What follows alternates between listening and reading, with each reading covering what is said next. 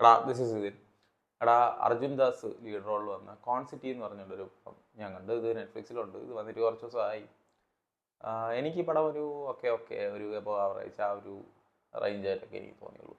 ഇതിനകത്ത് പടം പറയണമെന്ന് വെച്ചാൽ ലൈക്ക് പുള്ളിക്കാരനടക്കം ബാക്കിയുള്ള ആൾക്കാർ എന്ന് പറഞ്ഞ സാഹചര്യവശാൽ മറ്റുള്ളവരെ പറ്റിക്കപ്പെടുന്നതും ഇവർ എല്ലാവരും കൂടെ ഒരുമിച്ച് വരുന്നതും തുടർന്ന് നടക്കുന്ന കൈൻഡ് ഓഫ് ഇൻസിഡൻസ് കാര്യങ്ങളൊക്കെയാണ് പറഞ്ഞു പോണത്.